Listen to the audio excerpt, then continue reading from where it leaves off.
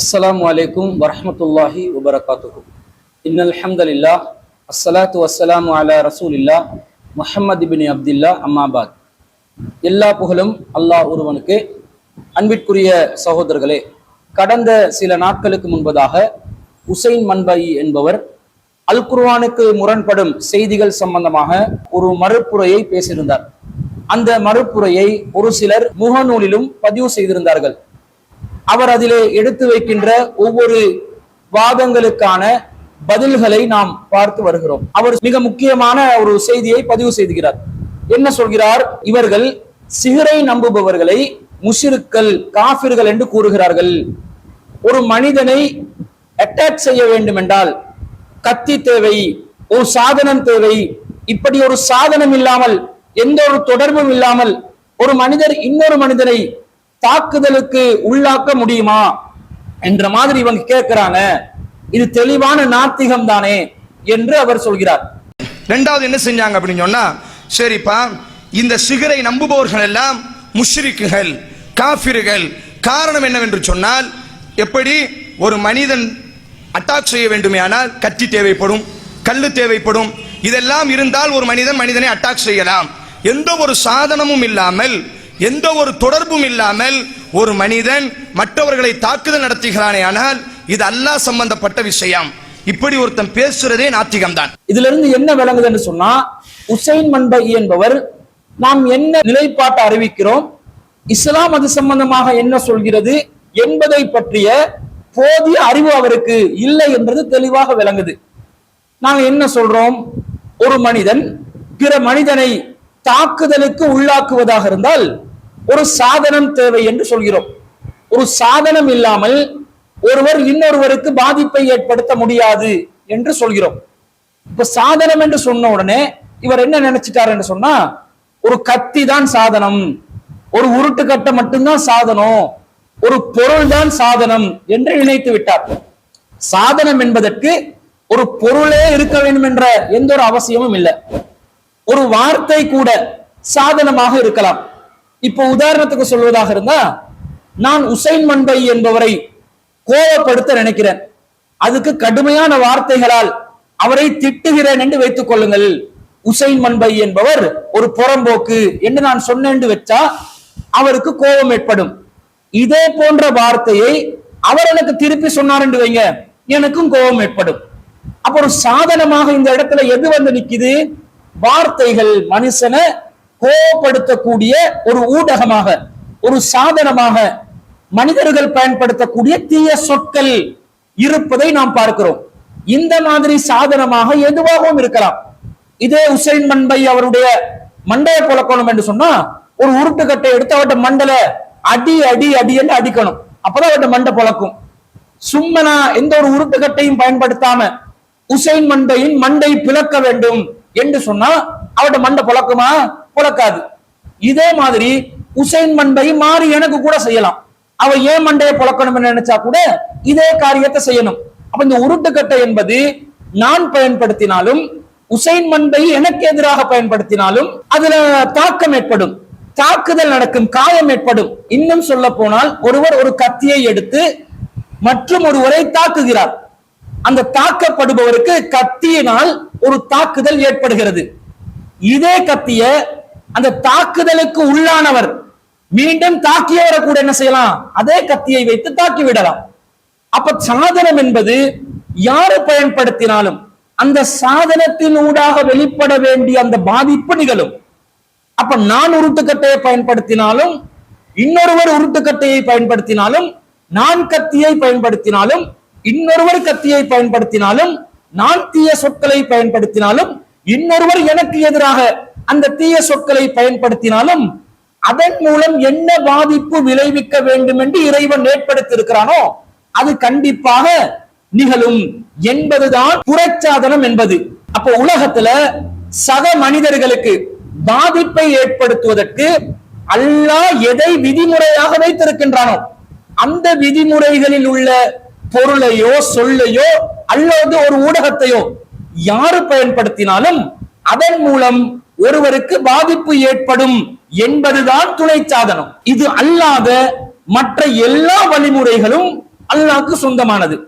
இதை நீங்க புரிஞ்சு கொள்றதாக இருந்தா, இப்போ ஒருவர் ஒரு சூனியக்காரனிடம் செல்கிறார், ஒருவனுக்கு சூனியம் வைக்க வேண்டும் என்று சொல்கிறார். இந்த சூனியக்காரன் யாருக்கு எதிராக சூனியம் வைக்க வேண்டுமோ அந்த மனிதரை தொடாமல், பார்க்காமல், சந்திக்காமல், அவனோடு எந்த ஒரு தொடர்பையும் ஏற்படுத்தாமல் அவனுக்கு பாதிப்பை விளைவிக்கிறான் என்று ஒருவர் நம்பினால், இது மனிதர்கள் பிறருக்கு பாதிப்பை ஏற்படுத்தக்கூடிய ஒரு நிலையில் இருக்கிறதா? அப்ப சூனியக்காரன் பிறருக்கு பாதிப்பை ஏற்படுத்த நினைச்சா, பாதிப்பு ஏற்படுத்த வேண்டியவன் வியர்வையோ சட்டையோ அல்லது வேற ஏதாவது பொருட்களையோ பயன்படுத்தி, அவன் தலைமுடியையோ சீப்பையோ பயன்படுத்தி அவனுக்கு பாதிப்பை ஏற்படுத்துறான். எப்படி? அதன் மூலம் ஒரு பொம்மையை தயாரிக்கிறான், அந்த பொம்மைக்கு அவனுடைய பேரை வைக்கிறான், அந்த பொம்மையோட வயிற்றுல குத்தினா யாருக்கு சூனியம் செய்யப்பட வேண்டும் என்று எதிர்பார்க்கப்படுகிறதோ அவனுக்கு வயிற்று வலி ஏற்படுது. பொம்மையில காலுக்கு குத்தினா அவனுடைய கால் முடங்குகிறது, பொம்மையோட கையை கலட்டி எடுத்தா அவன் கை உடைந்து செல்கிறது. இப்படிப்பட்ட ஒரு நிலையில் தான் சூனியக்காரர்கள் பிறருக்கு பாதிப்பை ஏற்படுத்துகிறார்கள். இது சாதாரணமாக ஒரு மனிதன் பிற மனிதனுக்கு பாதிப்பு ஏற்படுத்தக்கூடிய ஒரு விதத்தில் அமைந்ததா, அல்லது இந்த மாதிரி பிறருக்கு பாதிப்பு ஏற்படுத்தக்கூடிய ஆற்றல் யாருக்குரியது? இதை இவர்கள் ஏன் சிந்திக்கிறாங்கல்ல? இது நாத்திகமா பேசுறோம்? இது அடிப்படையான அறிவு. ஒரு மனிதனுக்கு அல்லாஹ் எந்த ஆற்றலை வழங்கியிருக்கிறான், எந்த சக்தியை வழங்கியிருக்கிறான், மனிதர்களுடைய பலவீனங்கள் என்ன என்பதை பற்றி இஸ்லாம் தெளிவாக பேசுகிறது. இந்த அடிப்படையிலிருந்து பார்க்கின்ற நேரத்தில் சூனியக்காரர்கள் சாதாரண மனிதன் பிறருக்கு பாதிப்பை ஏற்படுத்துவதை போன்ற ஒரு நிலையில் இருந்து பாதிப்பை ஏற்படுத்துகிறானா, அல்லது விசேடமான பிரத்யேகமான அல்லாஹ் எப்படி பிறரொருவனுக்கு பாதிப்பை ஏற்படுத்துவதற்கு சில வழிமுறைகளை பயன்படுத்துவானோ அந்த வழிமுறைகளை பயன்படுத்தி பாதிப்பை ஏற்படுத்துகிறானா? என்ன நாத்திகம் என்றீங்க? தெளிவாக திருக்குர்ஆன் அடிப்படையில் இருந்து சிந்தித்தால் இவன் அல்லாஹ் இயங்குவதை போன்று, அல்லாஹ் செயல்படுவதை போன்று செயல்படுகிறான் என்ற நம்பிக்கை இந்த சூனியம் விஷயத்தில் வருகிறதா இல்லையா?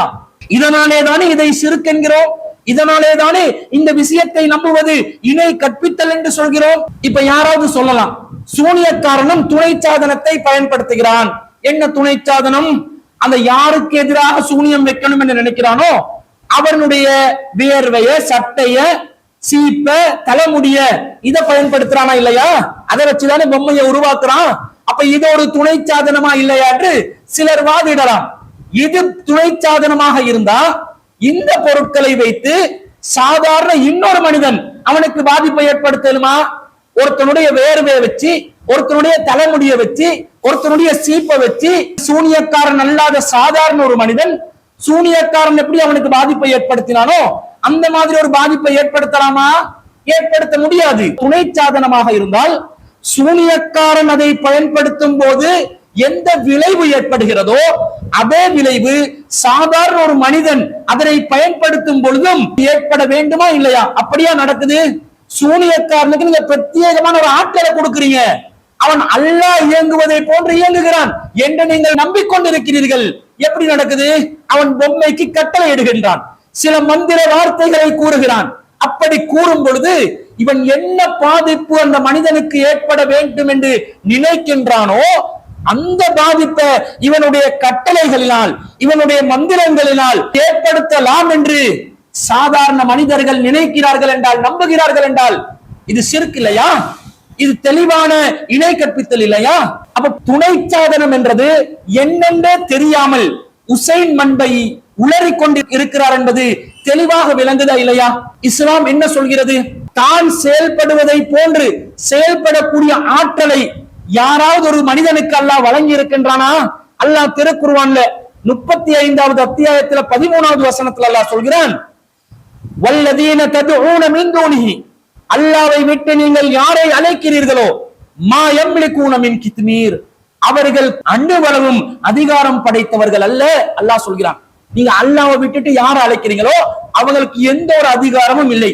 அதே போன்று திருக்குர்ஆன்ல 34வது அத்தியாயத்தில் 22வது வசனத்தில் அல்லாஹ் சொல்கிறான், குலிதுல்லதீன ஜஅம்தும் மின் தூனில்லாஹ், நீங்கள் அல்லாஹ்வை அன்றி யாரை கற்பனை செய்து கொண்டு அழைக்கிறீர்களோ அவர்களை அழைத்து பாருங்கள். லா யம்லிகூன மிஸ்கால தர்ரத்தின் ஃபிஸ் ஸமாவாத்தி வலா ஃபில் அர்ல், அவர்களுக்கு வானங்களிலும் பூமியிலும் அணு வளவும் அதிகாரம் கிடையாது என்று அல்லாஹ் சொல்கிறான். நீங்க அல்லாஹ்வை விட்டுட்டு யாரை அழைத்தாலும் அவர்களுக்கு வானத்திலும் அதிகாரம் இல்லை, பூமியிலும் அதிகாரம் இல்லை. அல்லாஹ்க்கு இருக்கக்கூடிய அந்த பவர் அல்லாஹ் அல்லாதவர்கள் யாருக்கும் இல்லை, எந்த மனிதருக்கும் இல்லை, எந்த ஒரு பொருளுக்கும் இல்லை, எந்த ஒரு ஜீவராசிக்கும் இல்லை என்று அல்லாஹ் தெளிவாக சொல்கிறார். இதை உறுதியாக நம்புவதுதான் ஏகத்துவம். அந்த அதிகாரங்கள்ல மிக முக்கியமான ஒன்றுதான் நன்மை செய்யும் அதிகாரம், தீமை செய்யும் அதிகாரம். இதை பற்றி அல்லாஹ் தஆலா திருக்குர்ஆன்ல என்ன சொல்கிறான் தெரியுமா? 5வது அத்தியாயத்தில் 76வது வசனத்தில் அல்லாஹ் சொல்றான், குல் அத்தஅபுதூன மின் தூனில்லாஹி மா லா யம்லிகு லக்கும் லர்ரம் வலா நஃபா. அல்லாஹ்வை அன்றி நன்மையும் தீமையும் செய்ய முடியாதவர்களையா நீங்கள் வணங்குகிறீர்கள் என்று அல்லாஹ் தஆலா கேட்கிறான். அல்லாஹ்வை தவிர வேற யாருக்கும் நன்மை செய்யவும் முடியாது, தீமை செய்யவும் முடியாது என்று அல்லாஹ் தெளிவாக சொல்கிறார். அதே போன்று அல்லாஹ் தஆலா திருக்குர்ஆன்ல 10வது அத்தியாயத்துல 18வது வசனத்தில் அல்லாஹ் சொல்கிறான், வயஅபுதூன மின் தூனில்லாஹி மா லா யதுர்ருஹும் வலா யன்ஃபஉஹும். அவர்களுக்கு நன்மையும் செய்ய முடியாத தீமையும் செய்ய முடியாதவைகளை அவர்கள் வணங்கிக் கொண்டிருக்கிறார்கள் என்று அல்லாஹ் சொல்கிறான். அல்லாஹ்வை விட்டுட்டு கற்பனை கடவுள்களாக யாரை ஏற்படுத்திக் கொண்டிருக்கிறார்களோ, அல்லாஹ்வை விட்டுட்டு யாரை அதிகாரம் படைத்தவர்கள் என்று நினைத்துக் கொண்டிருக்கிறார்களோ அவர்களுக்கு எந்த ஒரு நன்மை செய்வதற்கும் சக்தி இல்லை, எந்த ஒரு தீமை செய்வதற்கும் சக்தி இல்லை என்று அல்லாஹ் சொல்கிறான். அப்ப அல்லாஹ்க்கு மாத்திரம்தான் ஒருவருக்கு நன்மை செய்யும் சக்தியும் தீமை செய்யும் சக்தியும் அதிகாரமும் உண்டு என்று அல்லாஹ் சொல்கிறார். இதனுடைய அர்த்தம் என்ன? ஒரு மருத்துவர் இருக்கிறார், அந்த மருத்துவர் நோயாளிகளுக்கு மருந்து மாத்திரைகளை வழங்குகிறார். இப்ப அந்த நோயாளிகளுக்கு இவர் நன்மையை செய்து விட்டார். இந்த நன்மையை இது குறிக்குதா? அதே போன்று ஒரு மருத்துவர் ஒரு நோயாளி வருகின்ற நேரத்தில் லேசா மருந்துல விஷத்தை கலந்து கொடுத்து விடுகிறார், தீமை செய்கிறார். இந்த தீமையை பத்தி இந்த வசனம் பேசுதா? அதே போன்ற ஒரு பாடசாலையில் ஆசிரியர் ஒருவர் இருக்கிறார், அவர் மாணவர்களுக்கு கல்வியை கற்றுக் கொடுக்கிறார், அந்த மாணவர்களுக்கு அவர் நன்மை செய்கிறார். இதே ஆசிரியர் அந்த மாணவர்கள் சேட்டை செய்கின்ற நேரத்தில் மாணவர்களை தண்டிக்கிறார், மாணவர்களுக்கு தீமை இழைக்கிறார். இப்படி மனிதர்கள் பிற மனிதர்களுக்கு நன்மை செய்ய முடியும், தீமையும் செய்ய முடியும். அப்ப அல்லாஹ் முடியாது என்றான். அப்ப மனிதர்கள் செய்யக்கூடிய நன்மையை பற்றி, மனிதர்கள் செய்யக்கூடிய தீமையை பத்தி அல்லாஹ் பேசுறானா? மனிதர்கள் நன்மை செய்வதாக இருந்தா எப்படி செய்வாங்க, மனிதர்கள் தீங்கு செய்வதாக இருந்தா எப்படி செய்வாங்க? மனிதர்கள் நன்மை செய்வதாக இருந்தா அதற்கு ஒரு துணை சாதனம் இருக்கும். மருந்து மாத்திரைகள் ஒரு மருத்துவர் நன்மைக்கான துணை சாதனமாக பயன்படுத்துவார். கல்வி முறை, பாட புத்தகங்கள், கற்பிக்கும் சாதனங்கள் ஒரு ஆசிரியர் மாணவருக்கு கல்வியை கற்றுக் கொடுப்பதற்கு ஒரு சாதனமாக பயன்படுத்துவார். மருத்துவர் ஒரு நோயாளியை விஷம் வைத்து கொலை செய்ய நினைத்தால் அவர் மருந்து மாத்திரைகளில் பயன்படுத்துகின்ற விஷத்தை ஒரு சாதனமாக பயன்படுத்தி தீங்கிழைக்கிறார். இதே போன்ற ஆசிரியர் ஒருவர் ஒரு மாணவரை தண்டிப்பதற்காக துணை சாதனமாக ஒரு பெரம்பையோ அல்லது தும்புத்தடியையோ எதையாவது ஒன்றை பயன்படுத்தி தண்டிப்பார் என்று சொன்னா அது அவருடைய துணை சாதனம். மனிதர்கள் பிற மனிதர்களுக்கு நன்மை செய்வதற்கும் துணை சாதனங்கள் அவசியப்படுகின்றன, மனிதர்கள் பிற மனிதர்களுக்கு தீமை செய்வதற்கும் துணை சாதனங்கள் அவசியப்படுகின்றன. இந்த மாதிரி ஒரு நிலையில் தான் அல்லாஹ் மனிதர்களுக்கு நன்மை செய்வானா? அல்லாஹ் ஒரு மனிதனுக்கு செல்வத்தை கொடுக்க நினைக்கின்றான். அப்படி கொடுக்க நினைப்பதாக இருந்தால் அல்லாஹ் ரப்புல் ஆலமீன் இதற்கு துணை சாதனமாக ஏதாவது ஒன்று வச்சுதான் அல்லாஹ் கொடுப்பானா? அல்லாஹ் கொடுக்க நினைச்சா அது தானா வந்து சேர்ந்துடும். எப்படி எந்த இடத்துல அது வந்து சேரணுமோ அப்படி அந்த இடத்தில் அது வந்து சேர்ந்து விடும். இதுதானே அல்லாஹ் தஆலா ஒரு மனிதனுக்கு செய்கின்ற நன்மை. ஒரு மனிதனுக்கு அல்லாஹ் கல்வியை வழங்க நினைக்கின்றான். அப்ப கல்வியை வழங்க நினைச்சா அல்லாஹ்விடம் போய் பாடம் படிச்சு புத்தகங்களை விரிச்சு வாசிச்சு காட்டி இப்படிதான் அல்லாஹ் கல்வியை கொடுக்க நினைப்பானா? அல்லாஹ் ஒருவனுக்கு கல்வியை கொடுக்க நினைத்தால் அல்லாஹ் நாடிய விதத்தில் அந்த கல்வி அவனுக்கு வந்து சேர்ந்து விடும்.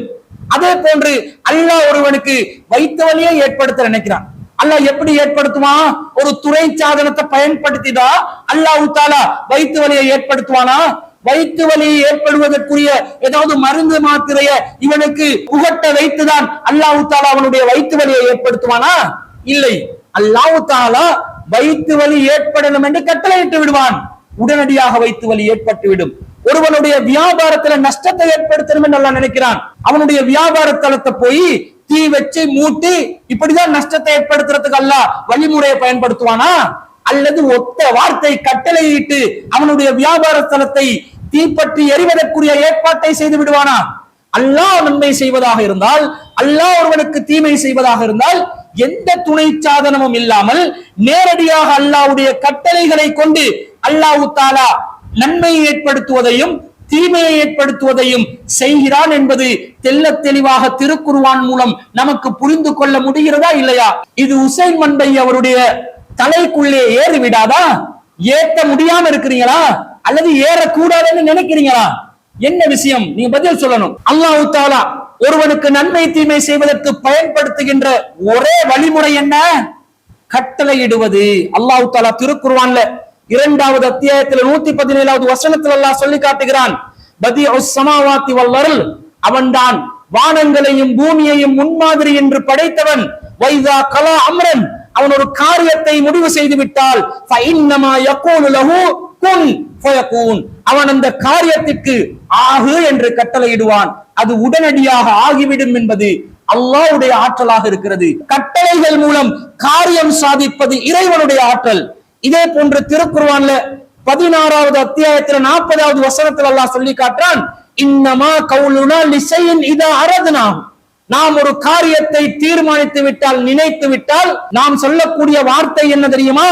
அன்னகூல லஹு குன் ஃபயகூன், நாம் ஆகு என்று சொல்வோம், அது உடனடியாக ஆகிவிடும். இதே போன்று திருக்குர்ஆன்ல 36வது அத்தியாயத்தில் 82வது வசனத்தில் அல்லாஹ் சொல்லி காட்டுறான், இன்னமா அம்ருஹு இதா அராத ஷைஅன், நாம் ஒரு காரியத்தை செய்வதற்கு நினைத்தால் அதற்கு நாம் இடுகின்ற கட்டளை என்ன தெரியுமா? ஐயகூல லஹு குன் ஃபயகூன், ஆகு என்று கட்டளை இடுவோம், உடனடியாக ஆகிவிடும். இந்த ஆற்றலை நீங்க யாருக்கு கொண்டு போயிட்டு வைக்கிறீங்க? இந்த ஆற்றல் மிக்கவனாக சூனியக்காரன் இருக்கிறான் என்று நீங்கள் நம்புகிறீர்களா இல்லையா? அவனுடைய அந்த சூனியம் செய்யப்படுகின்ற பொம்மைக்கு அவன் சில மந்திர சொற்களால் கட்டளை இடுகின்றான். அந்த கட்டளைகள் மூலம் அவன் எந்த காரியத்தை நிறைவேற்ற வேண்டும் என்று நினைக்கிறானோ, அவன் யாரை தாக்குதலுக்கு உள்ளாக்கணும் என்று நினைக்கிறானோ, அவர்களை தொடாமல், சந்திக்காமல், பார்க்காமல், மனிதன் செய்ய வேண்டிய பாதிப்புக்கான எந்த ஒரு வழிமுறையையும் கையாளாமல், எப்படி அல்லாஹ் கட்டளைகள் மூலம் பிறருக்கு பாதிப்பை ஏற்படுத்துவதற்கு ஆற்றல் மிக்கவனாக இருக்கின்றானோ, அதே ஆற்றலை சூனியக்காரன் தன்னுடைய கட்டளைகள் மூலமாக வெளிப்படுத்துகிறான் என்று நீங்கள் நம்புகிறீர்களா இல்லையா? இப்படி நம்பினால் இதற்கு பெயர் இஸ்லாத்தில் என்ன? இதுதான் ஷிர்க், இதுதான் இணை கற்பித்தல். உலகத்துல தெள்ளத் தெளிவான ஒரு இணை கற்பித்தல் இருக்குமேயானால் இதுதானுங்க.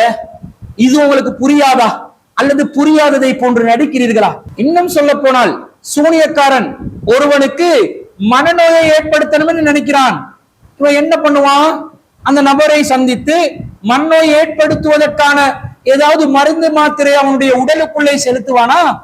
செலுத்த மாட்டான். எங்கேயோ ஒரு இடத்துல தூரத்துல இருந்து யாருக்கு பாதிப்பு ஏற்படுத்தணும் நினைக்கிறான் அவனுடைய பொருளை ஒன்றை வைத்துக் கொண்டு அதற்கு கட்டளை இடுகின்றான். இந்த நபருக்கு மனநோய் ஏற்பட வேண்டும். அப்படி கட்டளை இடுகின்ற நேரத்தில் சம்பந்தப்பட்ட மனிதருக்கு மனநோய் ஏற்படுகிறது என்று நம்பினால் இது ஷிர்க் இல்லையா? ஒரு மனிதனுடைய கால் கை முடக்கணும் என்று நினைக்கிறான். அந்த நபரை சந்தித்து உருட்டுக்கட்டையால் அவனுக்கு அடிச்சு கால் கையை சூனியக்காரன் முறிக்கவில்லை. என்ன செய்கிறான்? எங்கேயோ ஒரு தூரத்துல இருந்து கால் கைகள் முறித்து விட வேண்டும் என்று ஒரு பொம்மைக்கு கட்டளை இடுகின்றான். சம்பந்தப்பட்டான் இந்த மனிதனுடைய கால் கைகள் முறிந்து போகின்றன. இது என்ன? இதற்கு என்ன அர்த்தம்? இதற்கு என்ன பேர்? இது ஷிர்க் இல்லையா? ஷிர்க் என்றதை புரிந்து கொள்வதற்கு இதை விட உங்களுக்கு விளக்கம் தேவையா என்று நான் கேட்கிறேன். அல்லாஹ் எப்படி ஆகு என்ற கட்டளையின் மூலம் ஒருவனுக்கு பாதிப்பை ஏற்படுத்துவானோ, ஒருவனுக்கு நன்மையை ஏற்படுத்துவானோ, அந்த நன்மையை ஏற்படுத்துகின்ற பாதிப்பை ஏற்படுத்துகின்ற ஆற்றல் சூனியக்காரர்களுக்கு இருப்பதாக சலஃபுகளாகிய நீங்கள் நம்புகிறீர்கள். அல்லாஹ்வுடைய இடத்துல சூனியக்காரனை கொண்டு வந்து வச்சிட்டீங்க. அதனால்தான் அல்லாஹ்வின் தூதர் ஸல்லல்லாஹு அலைஹி வஸல்லம் அவர்களுக்கு லபீத் பின் ஆசம் என்ற ஒரு யூத சூனியக்காரன் சூனியம் வைத்தானாம், தலைமுடியில் சூனியம் வைத்தானாம், சீப்பிலே சூனியம் வைத்தானாம், அந்த பொருட்களை ஒரு பாழடைந்த கிணற்றுக்குள்ளே போட்டு அடைத்தானாம். அதன் மூலம் அல்லாஹ்வின் தூதர் ஸல்லல்லாஹு அலைஹி வஸல்லம் அவர்களுடைய உள்ளத்திலே ஒரு பாதிப்பு ஏற்பட்டதாம். கான யுகையலு இலைஹி, அவருக்கு அந்த தகையில் நீடித்தது 6 மாத காலம். செய்யாததை செய்ததாக நினைக்கின்ற தகையில் 6 மாத காலத்துக்கு நீடிக்குது. மனைவியிடம் செல்லாமலே செல்லுகின்ற அந்த தகையில் 6 மாத காலத்துக்கு நீடித்தது. இவ்வளவுக்கும் அல்லாஹ்வின் தூதரை அவன் சந்தித்ததாக இல்லை, எந்த ஒரு ஆதாரமும் இல்லை. அவன் பயங்கரமான ஆளாச்சு, அவனை சந்தித்தால் மீண்டும் பாதிப்பு வரும் என்று அல்லாஹ்வின் தூதர் அஞ்சியதை போன்ற ஒரு கட்டுக்கதையை எழுதி வைத்திருக்கிறீர்களே, இது ஒரு சாதாரண விஷயமா? யூத சூனியக்காரனுக்கு இந்த ஆற்றல் எப்படி வந்தது? இது அல்லாஹ்வுடைய ஆற்றலுக்கு நிகரான ஆற்றல் இல்லையா? எந்த தொடர்பும் இல்லாமல் அல்லாஹ்வின் தூதருடைய உள்ளத்துக்குள்ளே ஊடுருவி பாதிப்பை ஏற்படுத்துகின்ற ஆற்றல் லபீத் பின் ஆசம் என்ற யூத சூனியக்காரனுக்கு இருக்கிறது என்று சலப்புகள் நம்புகிறீர்களே, இது ஷிர்க் இல்லையா? இதை ஏற்றுக்கொள்ள சொல்கிறீர்களா? ரத்தம் கொதிக்க வேணாம், அல்லாஹ்வின் தூதரின் உள்ளத்துக்குள்ள ஊடுருவிட்டார் லபீத் பின் ஆசம். எந்த ஒரு துணை சாதனமும் இல்லாமல், எந்த ஒரு தொடர்பும் இல்லாமல், எந்த ஒரு ஊடகமும் இல்லாமல், கட்டளைகள் மூலம், எப்படி அல்லாஹ் கட்டளைகள் மூலம் ஒரு அடியானுக்கு, ஒரு மனிதனுக்கு உலகத்தில் அல்லாஹ்வினால் படைக்கப்பட்ட அனைத்து பொருட்களுக்கும் அல்லாஹ் ஒரு தீமையை ஏற்படுத்த நினைத்தால் கட்டளைகளால் தீமையை ஏற்படுத்துவானோ, அந்த ஆற்றல் லபீத் பின் ஆசம் என்ற யூத சூனியக்காரனுக்கு இருப்பதாக சலப்புகளாகிய நீங்கள் நம்புகிறீர்கள். எனவே நீங்கள் ஷிர்க் தான் செய்கிறீர்கள், இணை கற்பித்தல் தான் செய்கிறீர்கள் என்பது தெளிவாக விளங்குகிறதா இல்லையா? இவர்களை முஸ்லிக் என்று சொல்லிவிட்டார்கள். இந்த மாதிரி ஒருவன் நம்பினால் முஸ்லிக் ஆகுவானா இல்லையா? சிந்திக்கணுமா இல்லையா? அடுத்ததாக என்ன சொல்கிறார்? துணை சாதனம் இல்லாமல் சில நன்மைகள் நடக்கும், தீமைகள் நடக்கும் என்று நாங்கள் நம்பத்தானே செய்கின்றோம், முஸ்லிம்கள் நம்பத்தானே செய்கின்றோம். நபிகள் நாயகம் ஸல்லல்லாஹு அலைஹி வஸல்லம் அவர்கள் ஒரு பயணத்தின் போது என்ன சொன்னார்கள்? இதா நஸல அஹதுக்கும் மன்சிலன், நீங்கள் எங்காவது ஒரு இடத்துல பயணத்துல இறங்கிட்டீங்க என்று சொன்னா ஃபல்யகுல் அஊது பிகலிமாத்தில்லாஹி தாம்மாத்தி மின் ஷர்ரி மா ஹலக், நீங்கள் இந்த துஆவை ஓதிக் கொள்ளுங்கள். என்ன துஆவை ரசூலுல்லாஹ் சொன்னாங்க? அல்லாஹ்வுடைய முழுமையான சொற்களின் மூலம் அவனுடைய படைப்பினங்களின் தீங்கிலிருந்து நான் பாதுகாவல் தேடுகிறேன் என்று நீங்கள் சொல்லுங்கள் என்று அல்லாஹ்வின் தூதர் ஸல்லல்லாஹு அலைஹி வஸல்லம் அவர்கள் சொன்னார்களா இல்லையா? அப்ப இந்த சொல்லின் மூலமாக படைப்பினங்கள், ஜீவராசிகள், விஷ ஜந்துக்களுடைய தீங்கிலிருந்து பாதுகாப்பு ஒருவனுக்கு கிடைத்து விடும் அல்லவா? இந்த இடத்தில் எங்கே துணை சாதனம் இருக்கிறது? பயங்கரமான ஆய்வு, மண்பைகளுடைய ஆய்வு. மண்பைகள் எல்லாம் இப்படித்தான் இருப்பீங்களா என்று சிந்திக்கிற அளவுக்கு பயங்கரமான ஒரு ஆய்வை முன்வைத்து விட்டார். இன்னும் அவர் சொல்கிறார், நபிகள் நாயகம் ஸல்லல்லாஹு அலைஹி வஸல்லம் அவர்களிடம் இஸ்லாத்தை தழுவிய ஒரு மனிதர் வந்தார். அந்த மனிதர் வந்து அவர் இஸ்லாத்தை தழுவிய நேரத்தில் இருந்து அவருக்கு ஒரு வலி ஏற்பட்டதாக முறையிட்டார். அப்ப நபிகள் நாயகம் ஸல்லல்லாஹு அலைஹி வஸல்லம் சொல்றாங்க, உன்னுடைய உடம்புல எந்த இடத்துல உனக்கு வலி ஏற்பட்டுச்சோ அந்த இடத்துல உன்னுடைய கையை வைத்துக்கொள். வகுல் பிஸ்மில்லாஹி ஸலாசன், பிஸ்மில்லா அல்லாஹ்வின் திருப்பெயரால் என்று 3 முறை கூறு. வகுல் சபஅ மர்ராத்தின் அஊது பில்லாஹி வ குத்ரத்திஹி மின் ஷர்ரி மா அஜிது வ உஹாதிரு, பிறகு நீ சொல்ல வேண்டும், அவனுடைய ஆற்றலை முன்வைத்து தற்போது உணர்கின்ற தீமைகளிலிருந்தும் இனிமேல் எனக்கு ஏற்படுவதாக அஞ்சுகின்ற தீமைகளிலிருந்தும் அல்லாஹ்விடத்தில் பாதுகாவல் தேடுகிறேன் என்று அவன் 7 முறை கூறட்டும் என்று ரசூலுல்லாஹ் சொன்னாங்களா இல்லையா? இங்கே எந்த துணை சாதனம் இருக்கிறது என்று கேட்கிறார். அதே போன்று சூரா ஃபாத்தியாக்கு அறிஞர் பிஜே விளக்கம் சொன்னாரே, புத்தகம் எழுதினாரே, அந்த புத்தகத்துல என்ன இருக்குது? ஒரு காபிர் கோத்திரத்தின் தலைவனுக்கு தேள் கொட்டுகிறது, தேளுடைய விஷத்தினால் பாதிப்புக்குள்ளான அந்த மனிதரை காப்பாற்றுவதற்கு நபித்தோழர் ஒருவர் தேள் கொட்டப்பட்டவர் மீது ஊதி சூரா ஃபாத்தியாவை ஓதி அவரை குணப்படுத்தி அதற்கான சில கூலிகளை பெற்றுக் கொண்டார் என்று வருகிறதா இல்லையா? இங்கே எந்த துணை சாதனம் இருக்கிறது என்று கேட்கிறார். ஒரு நாத்திகவாதி மட்டும்தான் அல்லாஹ்வின் தூதர் ஸல்லல்லாஹு அலைஹி வஸல்லம் கூறினார்கள். இமாம் முஸ்லிம் ரஹிமகுல்லாஹ் இந்த செய்தியை பதிவு செய்தார்கள். நபிகள் நாயகம் ஸல்லல்லாஹு அலைஹி வஸல்லத்தை தொட்டும் இமாம் முஸ்லிம் பதிவு செய்கிறார்கள். நீங்கள் ஒரு இடத்திற்கு செல்கிறீர்கள் பயணம் சம்பந்தமாக, அந்த இடத்திலே நீங்கள் இறங்க வேண்டிய நிலைமை ஏற்பட்டால் அஊது பிகலிமாத்தில்லாஹி தாம்மாத்தி மின் ஷர்ரி மா ஹலக் என்ற இந்த பிரார்த்தனையை நீங்கள் செய்வீர்களேயானால் எந்த விஷச்சந்துகளும் உங்களை தீண்டாது. அப்ப இந்த வார்த்தையை நீங்கள் ஓதினால் விஷச்சந்துகள் தீண்டாது என்று அல்லாஹ்வின் தூதர் கூறினார்களா இல்லையா? இதே போன்று அல்லாஹ்வின் தூதர் ஸல்லல்லாஹு அலைஹி வஸல்லம் கூறினார்கள், உங்களிலே ஒரு நபர் நோயாளியாக இருந்தால் அல்லாஹ்வின் தூதர் நோயாளிகளை சந்திக்க சென்றால் அல்லாஹ்வின் தூதர் ஒரு பிரார்த்தனை செய்வார்கள். என்ன பிரார்த்தனை என்று சொன்னால், யா அல்லாஹ், உனது கிருபையை கொண்டு இந்த நோயை நீ நீக்குவாயாக, இந்த மதீனாவினுடைய மண்ணை கொண்டு இந்த நோயை நீ நீக்குவாயாக, யா அல்லாஹ் நீ இவருக்கு ஷிஃபா கொடுப்பாயாக என்று அல்லாஹ்வின் தூதர் வலி ஏற்படக்கூடிய இடத்தில் கையை வைத்து சொல்வார்கள். அந்த வலி சென்று விடும். ஏதாச்சும் மருந்து மாத்திரை இருக்கா? ஒரு நாத்திகன் வருகிறான், என்னப்பா சொல்றீங்க? நோய்க்கு மருந்து போட்டா நோய் குணமாகலாம், நோய்க்கு டானி கொடுத்தா நோய் குணமாகலாம். அல்லாஹ்வின் தூதர் சொன்னார்கள், எந்த இடத்தில் வலி வருகிறதோ பிஸ்மில்லா என்ற வார்த்தையை 3 முறை சொல்லுங்கள்.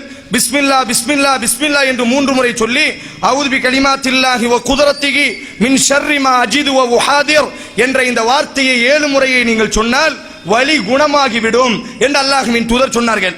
என்ன மந்திரம் இது? மந்திரமா இல்லையா? இது அல்லாஹ்வினுடைய வார்த்தையா இல்லையா? இது மாத்திர மருந்து இருக்கிறதா?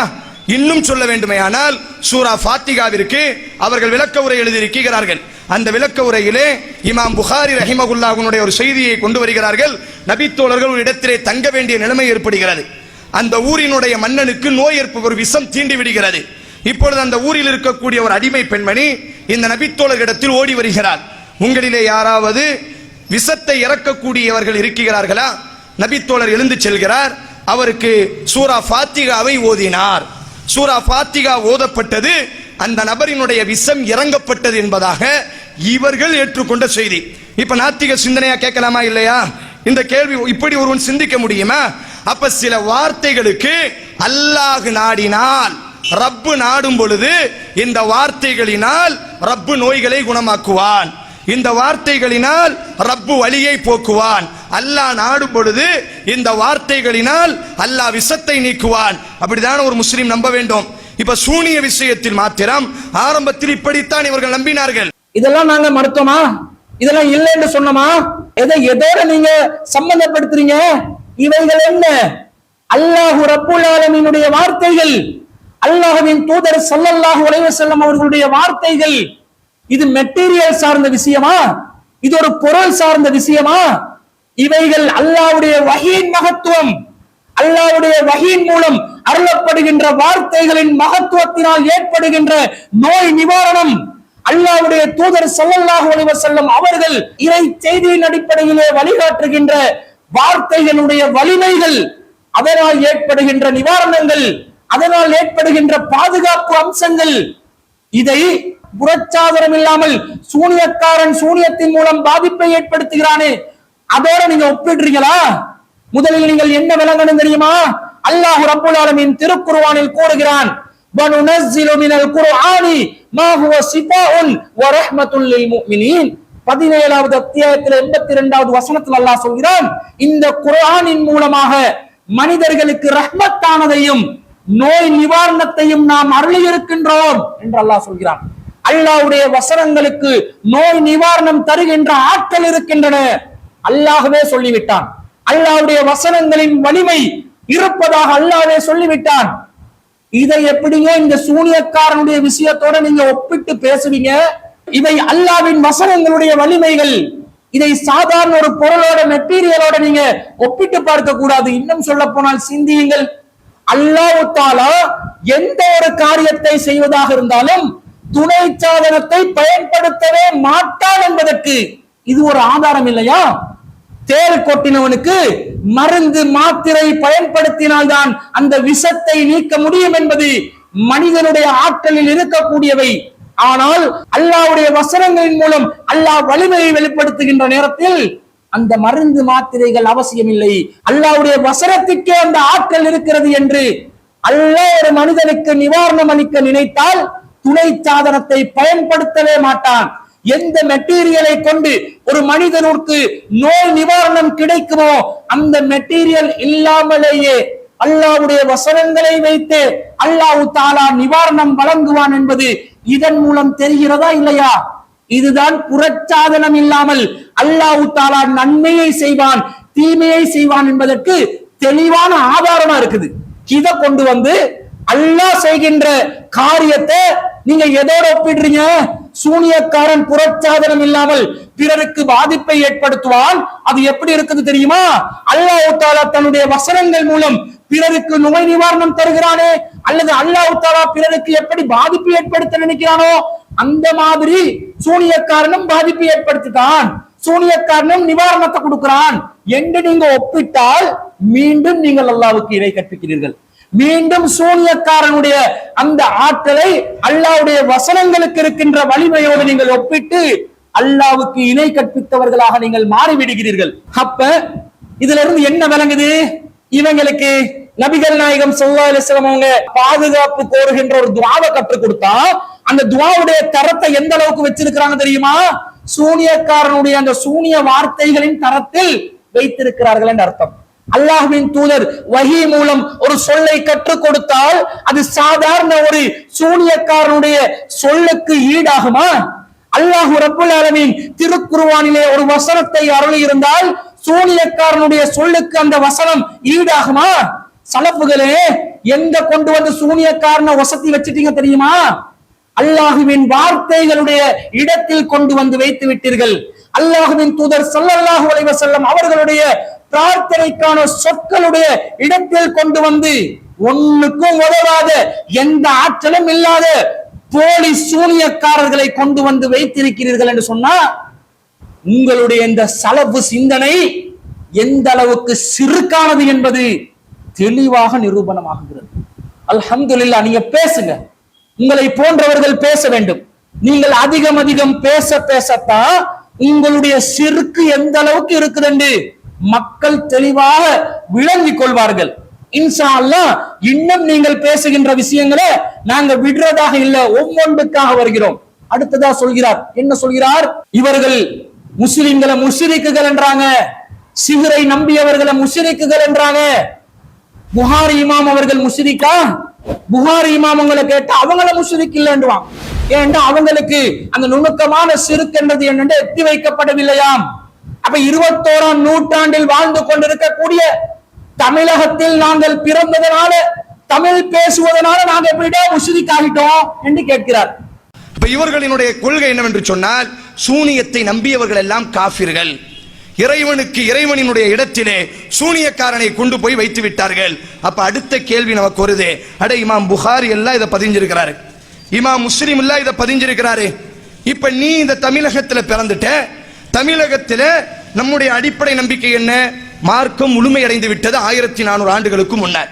இப்ப வந்து இவனு சொல்றானோ, நாங்கள் நுணுக்கமான இந்த செய்தியை கண்டுபிடித்து உங்களிடத்தில் நாங்கள் சொல்கிறோம், இதை நீங்கள் ஏற்றால் முஸ்லிம்கள், நீங்கள் மறுத்தால் காஃபிர்கள். இமாம் புகாரி, இமாம் முஸ்லிம், இமாம் மாலிக், இமாம் ஷாஃபிஈ, இமாம் அஹ்மத் இப்னு ஹம்பல் எப்படி இந்த காதியானி சொல்றானோ இதே மாதிரி 1400 ஆண்டு காலமாக இந்த நுணுக்கமான ஷிர்கை யாருமே போதிக்காததினால், நாங்கள் பிறக்காததினால் அவங்கெல்லாம் முஸ்லிம்கள். நாங்க பிறந்து அவங்களினுடைய காலத்துல நாங்க இதை உபதேசமா செஞ்சு அவர்களும் இதை மறுப்பார்களேயானால் உங்களை மாதிரி அவங்களும் காஃபிர் தான். பாருங்க, இப்ப பிரச்சனை என்ன தெரியுமா? நாம 21ஆம் நூற்றாண்டுல பிறந்துட்டோம், இதுதான் பிரச்சனை. அட 20ஆம் நூற்றாண்டு தப்பித்தவரை இவனை கபூர்ல வச்ச பிறகு பிறந்திருந்தா கூட நம்மெல்லாம் சொர்க்கவாசிகள். நம்மெல்லாம் இப்ப இந்த வீடியோ காமிக்கிறேன். இப்ப பிரச்சனை என்ன அப்படின்னா, 21ஆம் நூற்றாண்டுல பிறந்தது பிரச்சனை. இரண்டாவது பிரச்சனை என்ன தெரியுமா? நாமெல்லாம் தமிழ் பேசுறது பிரச்சனை. இந்த தெலுங்கோ, இந்த உருதோ, இந்த சைனீஸோ, இந்த அரபியோ தெரிஞ்சுச்சுன்னு வைங்களேன், நம்மளும் முஸ்லிமா. பெரிய ஒரு ஆய்வு, இவரும் ஒரு ஆய்வு புள்ளிதான், பெரிய ஒரு ஆய்வுக்குரிய ஒரு வாதத்தை முன்வைத்து விட்டார். இமாம் புகாரி ரஹ்மத்துல்லாஹி அலைஹி அவர்களை நாங்கள் ஒருபோதும் முஷ்ரிக் என்று சொல்ல மாட்டோம், அவர் அல்லாஹ்வுக்கு இணை கற்பித்தவர் என்று நாங்கள் ஒருபோதும் சொல்ல மாட்டோம். அவர்கள் இதை நம்பினார்களா இல்லையா, அவர்கள் எந்த விதத்தில் இதை புரிந்து கொண்டார்கள் என்பது நமக்கு அவசியமான ஒன்று அல்ல. அவர் தகவலை பதிவு செய்துவிட்டு சென்றார் என்பதுதான் நம்முடைய கணக்கு. அவர் இதை நம்பி ஷிர்க் செய்தாரா இல்லையா, இதை ஏற்றுக்கொண்டாரா இல்லையா என்றது நமக்கு அவசியம் இல்லை. அவர் பதிவு செய்து விட்டார், தகவலை பதிவு செய்து விட்டு தந்து விட்டார். அதை பற்றி ஆய்வு செய்ய வேண்டிய அவசியமும் நமக்கு இல்லை. மூசா அலைஹிஸ்ஸலாம் அவர்கள் ஃபிரௌனிடம் தாவா செய்வதற்கு சென்ற நேரத்தில் ஃபிரௌன் என்ற கொடுங்கோலன் கேட்டானே, உசைன் மன்பை எதை கேள்வியாக கேட்டாரோ அதே கேள்வியை ஃபிரௌன் என்ற கொடுங்கோலன் கேட்டான். என்ன சொல்லி கேட்டான்? கால ஃபமா பாலுல் குரூனில் ஊலா, முன் சென்ற சமுதாயத்தினரின் நிலை என்ன என்று கேட்டார். அதற்கு மூசா நபி அலைஹிஸ்ஸலாத்து வஸ்ஸலாம் அவர்கள் என்ன பதில் சொன்னார்கள்? கால இல்முஹா இந்த ரப்பி, அது பற்றிய அறிவு என்னுடைய இறைவனிடம் இருக்கிறது. ஃபீ கிதாபின், அவன் தெளிவாக பதிவேட்டில் பதிவு செய்து வைத்திருக்கின்றான். லா யலில் ரப்பி வலா யன்சா, என்னுடைய இறைவன் மறக்கவும் மாட்டான், தவறிழைக்கவும் மாட்டான். எவருக்கு எந்த கணக்க போடணும் என்றதை இறைவன் அழகாக பதிவேட்டில் பதிவு செய்திருக்கின்றான். அதை ஆய்வு செய்வதற்காக நான் அனுப்பப்படவில்லை.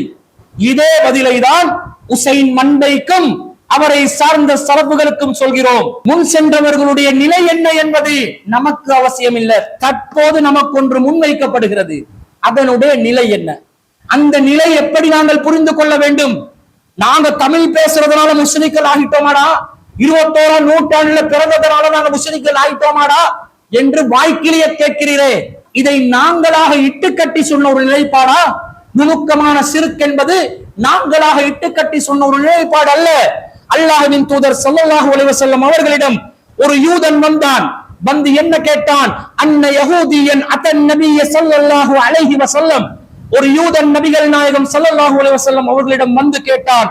ஃபகால இன்னக்கும் துனத்திதூன் வ இன்னக்கும் துஷ்ரிகூன், நீங்கள் அல்லாஹ்வுக்கு இணை கற்பித்துக் கொண்டிருக்கிறீர்கள் என்று சொல்லி, தகூலூன மாஷா அல்லாஹு வஸிஅத, அல்லாஹ் நாடியதும் நீங்கள் நாடியதும் நடந்தது என்று சொல்கிறீர்கள். இதன் மூலமாக நீங்கள் அல்லாஹ்வுக்கு இணை கற்பித்து விட்டீர்கள் என்று சொன்னான். வதகூலூன வல் கஅபதி, காபாவின் மீது ஆணையாக என்று நீங்கள் காபா மீது சத்தியம் செய்கிறீர்கள் என்று சொன்னவுடன் நபிகள் நாயகம் ஸல்லல்லாஹு அலைஹி வஸல்லம் அவர்கள் என்ன சொன்னார்கள்? அந்த யூதனுடைய விமர்சனத்தை நபிகள் நாயகம் ஸல்லல்லாஹு அலைஹி வஸல்லம் அவர்கள் ஏற்றுக்கொண்டார்கள். காபாவின் மீது சத்தியமாக என்று சொல்வது தவறு, அல்லாஹ் நாடியதும் நபிகள் நாயகம் நாடியதும் நடந்தது என்று கூறுவது தவறு என்பதை நபிகள் நாயகம் ஒப்புக்கொண்டு, இதன் மூலம் இணை கற்பித்தல் நடப்பதாக யூதன் சொன்ன விமர்சனத்தை ஏற்றுக்கொண்டு ரசூலுல்லாஹ் என்ன கட்டளையிட்டார்கள்? ஃபஅமரஹுமுன் நபியு ஸல்லல்லாஹு அலைஹி வஸல்லம், ரசூலுல்லாஹ் அவர்களுக்கு கட்டளையிட்டார்கள், நபி தோழர்களுக்கு, இதா அராது ஐ யஹ்லிஃபு, நீங்கள் சத்தியம் செய்வதற்கு விரும்பினால், ஐ யகூலு வரப்பில் கஅபா, காபாவின் இறைவன் மீது சத்தியமாக என்று நீங்கள் சத்தியம் செய்யுங்கள். வயகூலூன மாஷா அல்லாஹு சும்ம ஷிஅத, அல்லாஹ் நாடியது நடந்து விட்டது, பிறகு நீங்களும் நாடினீர்கள் என்று சொல்லுங்கள் என்று அல்லாஹ்வின் தூதர் ஸல்லல்லாஹு அலைஹி வஸல்லம் அவர்கள் சொன்னார்கள். இப்போது இந்த இடத்தில் யூதன் எதை ஷிர்க் என்று முன்வைத்தானோ அந்த விஷயத்தை நபிகள் நாயகம் ஸல்லல்லாஹு அலைஹி வஸல்லம் அவர்கள் ஏற்றுக்கொண்டார்களா இல்லையா? ஏற்றுக்கொண்டார்கள். ஏற்றுக்கொண்டதனாலதான் அதுல ஒரு மாற்றம் செய்றாங்க. காபாவின் மீது சத்தியம் என்று சொல்லாம காபாவின் இறைவன் மீது சத்தியம் என்று சொல்லுங்கள். அல்லாஹும் நீங்களும் நாடியது நடந்தது என்று சொல்லாமல் அல்லாஹ் நாடியது நடந்தது, பிறகு நீங்களும் நாடினீர்கள் என்று பிரிக்கிறாங்க, சொல்ல மாத்துறாங்க. இதன் மூலம் சிறுக்கு நடந்ததை அல்லாஹ்வின் தூதர் ஒப்புக்கொண்டார்கள், அதிலே திருத்தத்தை மேற்கொண்டார்கள். ஆனால் அவ்வளவு காலமாக அதை செய்து கொண்டு வந்த அருமை நபித்தோழர்களை பார்த்து நீங்கள் முஷ்ரிக்குகள் என்று அல்லாஹ்வின் தூதர் ஸல்லல்லாஹு அலைஹி வஸல்லம் அவர்கள் சொல்லவில்லை. காரணம், அதுவரைக்கும் அது எத்தி வைக்கப்படவில்லை. எப்போது எத்தி வைக்கப்படுகிறதோ அந்த நேரத்தில் திருத்தம் செய்யப்படுகிறது. திருத்தம் செய்யப்பட்டு அது ஷிர்க் என்பதனால இனிமேற்கொண்டு அதை சொல்லாதீர்கள், இப்படி சொல்வழக்கத்தை மாற்றிக் கொள்ளுங்கள் என்று அல்லாஹ்வின் தூதர் ஸல்லல்லாஹு அலைஹி வஸல்லம் அவர்கள் வழிகாட்டினார்கள். இதே தானங்க நாங்க சொல்றோம், நுணுக்கமான ஷிர்க் என்றது எத்தி வைக்கப்பட்ட பிறகு மாற்றம் செய்யப்பட வேண்டும் என்று இவர்கள் கூறுகிறார்கள். புகாரி இமாமுக்கு இது எத்தி வைக்கப்படாததனால் அவர் முஸ்லிம், தமிழ் பேசுறவர்களுக்கு எத்தி வைக்கப்பட்டதனால நாங்க முஷ்ரிக்கு, என்னடா குழப்பறீங்கன்னு கேட்கிறீங்களே. உங்களுக்கு ஹதீஸ் புரியாது, நபிகள் நாயகத்துடைய பொன்மொழிகள் உங்களுக்கு விளங்காது. ஹதீஸ்களை பாதுகாக்கிறோம் என்று வாய் வார்த்தைகள் விடுகிறீர்களே தவிர உண்மையிலே நீங்கள் ஹதீஸ் பாதுகாவலர்களாக இருந்தால் அல்லாஹ்வின் தூதர் ஸல்லல்லாஹு அலைஹி வஸல்லம் அவர்களுடைய இந்த பொன்மொழியை ஏன் நீங்கள் சரியாக விளங்காமல் இருக்கிறீர்கள்? ரசூலுல்லாஹ் ஷிர்க் என்றதை ஒப்புக்கொண்டாங்க, ஆனால் அதுவரைக்கும் அது எத்தி வைக்கப்படாததனால, கவனம் செலுத்தப்படாததனால அந்த விஷயத்தை யாரு செய்து கொண்டு வந்தார்களோ அவர்களை முஷ்ரிக்குகள் என்று பட்டம் சூட்டாமல் திருத்தம் செய்வதற்கு வழிகாட்டுகிறார்கள். திருத்தம் செய்யப்பட்ட பிறகும் யாராவது பழைய நிலைப்பாட்டை தொடர்ந்தால் அவர்கள் முஷ்ரிக்குகளாகி விடுவார்கள். ஏனென்றால் அது ஷிர்க் என்று அல்லாஹ்வின் தூதர் ஒப்புக்கொண்டு விட்டார்கள். சஹாபாக்கள் தெரிந்து கொண்டார்கள். வரப்பில் காபா என்ற காபாவின் இறைவன் மீது ஆணையாக சத்தியமாக என்று சத்திய முறையை மாற்றிக் கொண்டார்கள். ஆணையிடும் முறையை மாற்றிக்கொண்டார்கள். அல்லாஹ் நினைத்ததும் நீங்கள் நினைத்ததும் நடந்தது என்ற முறையை மாத்தி அல்லாஹ் நாடியது நடந்தது, பிறகு நீங்கள் நாடினீர்கள் என்ற சொல் வழக்கத்தை மாத்தி கொண்டாங்க. எனவே அவர்கள் சிறுக்கு செய்யவில்லை. அறிவிக்கப்பட்டவுடன், எத்தி வைக்கப்பட்டவுடன் திருத்தம் மேற்கொள்ளப்பட்டது. இந்த செய்தியை வச்சுதான் இந்த சூனியம் என்றது சிறுக்கு உங்களுக்கு புரியல என்று சொன்னா நாங்க எடுத்து சொல்றோம். இது எந்த அளவுல சிறுக்குன்னு பாருங்க. நன்மை தீமை செய்கின்ற அதிகாரம் யாருக்கு இருக்குதுன்னு பாருங்க. அல்லாஹ் எப்படி காரியங்களை கட்டளைகள் மூலம் நிறைவேற்றுவான் என்றதை பாருங்க. இந்த ஆற்றல் புறச்சாதனம் இல்லாமல் நன்மை செய்கின்ற தீமை செய்கின்ற ஆற்றல், கட்டளைகள் மூலம் காரியத்தை சாதிக்கின்ற ஆற்றல் அல்லாஹ் அல்லாதவர்களுக்கு இல்லை. அது சூனியக்காரனுக்கு இருக்கிறதாக நீங்க நம்புறீங்க. அப்படி நம்பினாலே அல்லாஹ்வுடைய ஆற்றல் நீங்க சூனியக்காரனுக்கு கொடுக்குறீங்க, இது சிறுக்காகுகிறது என்று நாங்கள் சொன்னால், இதை நீங்க புரியாம இவங்க சொன்னா சிறுக்கு, இவங்க சொல்லாட்டி சிறுக்கு இல்ல, நீங்க யார நையாண்டி பண்றீங்க தெரியுமா? அல்லாஹ்வின் தூதர் ஸல்லல்லாஹு அலைஹி வஸல்லம் அவர்களுடைய நபி மொழியை நீங்கள் நையாண்டி செய்கிறீர்கள்.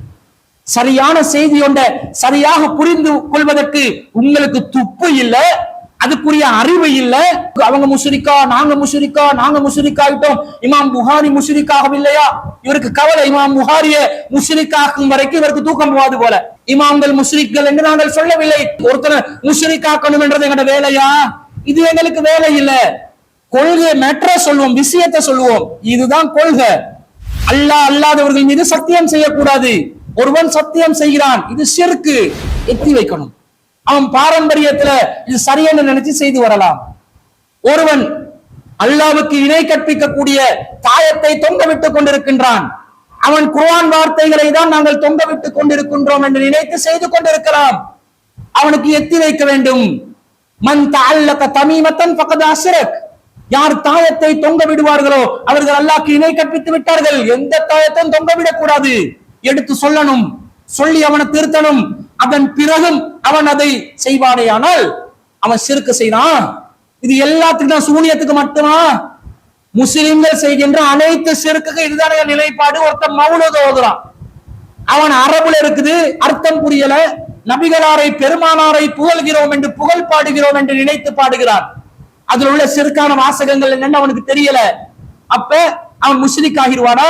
அவனுக்கு எத்தி வைக்கணும், சுட்டி காட்டணும், இதுல சிறுக்கான வார்த்தைகள் உண்டு, எனவே இதை நீங்க ஓதாதீங்க. இந்த மௌலூத் என்றது உருவாக்கப்பட்டது பிற்காலத்துல, இந்த வாசகங்களும் அல்லாஹ்வுக்கு இணை கற்பிக்கிறதா வருது, எனவே இதை விட்டு விலகுக என்று சொல்லணும். எத்தி வைக்கப்பட்ட பிறகும் இல்ல என்னோட பாரம்பரியத்தை செய்யறது நான் செய்வேன் என்று சொன்னா அவன் முஸ்லிக் தான். அப்ப சிறுக்கு என்றது எல்லா விஷயத்திலும் எத்தி வைக்கப்பட வேண்டும். எத்தி வைக்கப்பட்ட பிறகு அவன் அதை மறுத்து விட்டு தொடர்ச்சியாக செய்வானேயானால் அவன் சிறுக்கு செய்கிறான். அப்ப முஷ்ரிக் என்றது பட்டம் கொடுக்கிறது நம்முடைய வேலை இல்ல. ஒரே ஒரு சந்தர்ப்பத்துல நடைமுறையில நமக்கு தேவைப்படுது. தொழுகை நடத்தணும், இமாம் ஜமாத்தை பின்பற்றணும், இமாம் சிறுக்கு செய்பவரா இல்லையான்னு பார்க்கணும். இந்த நேரத்துல அவர் எந்த நம்பிக்கையில் இருக்கிறார், அவருக்கு எத்தி வைக்கப்பட்டுள்ளதா இல்லையா, அவர் எந்த நிலையில் செயல்படுகிறார் ஆய்வு செய்ய வேண்டும். அது ஆய்வு செய்து அவருக்கு தெளிவாக எத்தி வைக்கப்பட்ட பிறகும் இதற்கு வக்காலத்து வாங்குகிறார் என்றால், உசைன் மண்பையை போன்று சீருக்கு வக்காலத்து வாங்கினால் அந்த இமாம் பின்பற்றுவதற்கு தகுதியானவர் அல்ல, அவர் முஷ்ரிக்காகி விடுகிறார். அவரை முஷ்ரிக் என்று சமூகத்துல ஓரம் கட்டுறதுக்கு இல்ல, அவரை கொண்டு போய் நரக படுகொலியில தள்ளுவதற்கல்ல நாங்க இமாமை பின்பற்றணும். மாகாணலை முஷ்ரிக்கீன ஐய அம்ரு மசாஜித் அல்லாஹ், அல்லாஹ்வுடைய பள்ளிவாசல்களை நிர்வகிப்பதற்கு முஷ்ரிக்குகளுக்கு எந்த தகுதியும் இல்லை அல்லாஹ் சொல்லிவிட்டான். பள்ளி நிர்வாகத்தில் பிரதானமான நிர்வாகம் இமாம் ஜமாத் நடத்துவது. இமாம் ஜமாத் நடத்தும் அந்த பொறுப்பு முஷ்ரிக்குகள் செய்யக்கூடாது. அதனால நம்முடைய இமாம் முஷ்ரிக்கா இல்லையான்னு பார்க்க வேண்டிய மார்க்க வழிகாட்டல் இருக்கின்றது. அந்த நேரத்தில் பார்ப்போம், அவனுடைய கொள்கையை பார்ப்போம், அவனுடைய நம்பிக்கையை பார்ப்போம், எத்தி வைத்தல் நடந்துள்ளதா இல்லையா என்று பார்ப்போம், பரிசோதனை செய்வோம். அந்த நேரத்தில் அவர் முஷ்ரிக் என்று தெளிவாக விளங்கிவிட்டால், அவர் முஷ்ரிக் என்பதற்குரிய ஆதாரம் நம்முடைய கைகளில் நிலவுகிறது என்று சொன்னால், அதனை வைத்து அவர் முஷ்ரிக் ஆகிவிட்டார், எனவே அவரை பின்பற்ற முடியாது என்று நமக்கு மார்க்கம் வழிகாட்டுவதன் அடிப்படையில் அவரை விட்டு நாங்கள் ஒதுங்க வேண்டி வருவதனால அந்த இடத்துல மட்டும் முஷ்ரிக் என்றதை தீர்மானிப்பதற்கு நாங்கள் தீர்மானிக்கக்கூடிய சூழ்நிலை ஏற்படுகிறது. இதுல என்ன தவறு இருக்குது? சுன்னத் ஜமாத்தில் உள்ளவர் ஒருவர் இமாம் ஜமாத் செய்கிறார், அவருடைய நிலை என்ன? அவர் சிறுக்கு செய்கிறார் என்பதற்குரிய ஆதாரம் உங்களிடம் இருந்தால் நீங்கள் அவரை பின்பற்றுவீங்களா? சிறுக்கு என்றது சுன்னத் ஜமாத்காரன் செஞ்சாலும் சரி, சலப்புகள் செஞ்சாலும் சரி, யாரு செஞ்சாலும் சிறுக்குக்கான காரியம் ஒருவரிடத்தில் இருக்குமேயானால் அவர் முஸ்லிக்காகி விடுகிறார். அப்ப நுணுக்கமான சிறுக்க புரியாத நிலையில ஒருத்தர் வந்து செஞ்சிட்டாருன்னு சொன்னா அவர் நாங்க முஸ்லிக் என்று சொல்ல மாட்டோம். ஆனா இந்த ஹதீஸின் படி எத்தி வைக்கப்பட்ட பிறகும் அந்த சிறுக்க தொடர்வாரையானால் அவரை முஸ்லிக் என்று சொல்றதுல என்ன தப்பு இருக்குது? மார்க்கத்துல சிறுக்கு தானே செய்தார், முஸ்லிக்காகத்தானே இருக்கிறார் என்பது நம்முடைய நிலைப்பாடு. எனவே உசைன் மன்பை என்பவர் நாம் சொல்லக்கூடிய இந்த தெளிவான தௌஹீதை புரியக்கூடிய ஆற்றலில் இல்லை என்பது நமக்கு தெள்ள தெளிவாக புரிகிறது. முதலாவதாக நாங்கள் சொல்கின்ற ஏகத்துவம் என்னவென்பதை வாசித்து படியுங்கள். உரத்த குரலில் நாகரிகமற்ற வார்த்தைகளில் மேடைகளை வெடிப்பதற்கு நீங்கள் பேசினால் நீங்கள் சத்தியம் சொல்பவர்களாக கருதப்பட மாட்டீர்கள். சொல்லக்கூடிய வாதங்களும் ஆதாரங்களும் சரியானவைகளாக இருக்க வேண்டும். நாம் சொல்லுகின்ற இந்த நிலைப்பாடு மிகவும் தெளிவானது. சிஹரின் மூலம் அல்லாஹ்வுக்கு இணை கற்பிக்கக்கூடிய காரியம் நிகழ்கிறது என்பதை தெள்ள தெளிவாக நாங்கள் நிரூபித்துக் கொண்டிருக்கிறோம். இதை நீங்கள் சரியாக புரியாததனால, நம்முடைய இந்த நிலைப்பாட்டை நீங்கள் சரியாக வாசிக்காததனால, அல்லது வாசிப்பதற்கும் புரிவதற்கும் உங்களுடைய சலஃபு வட்டாரம் தடையாக இருப்பதனால நீங்கள் இதை மறுக்கிறீர்களே தவிர, சாதாரண ஒரு பொதுமகன் இந்த விளக்கங்களை கேட்டால் தெளிவாக இஸ்லாத்தின் அடிப்படைகளை புரிந்து கொள்வார்கள். அடுத்ததாக உசைன் மன்பை என்பவர் அல்லாஹ் நாடினால் சூனியத்தினால் தாக்கம் வரும், இதை நம்புறது எப்படி மார்க்கத்துக்கு முரணா இருக்கும் என்ற மாதிரி சில வாதங்களை வைக்கிறார். இன்ஷா அல்லாஹ் அதற்கான நமது விளக்கங்களை அடுத்த பாகத்திலே பார்க்கலாம். வாஹிர் தாவானா அனில் ஹம்துலில்லாஹி ரப்பில் ஆலமீன்.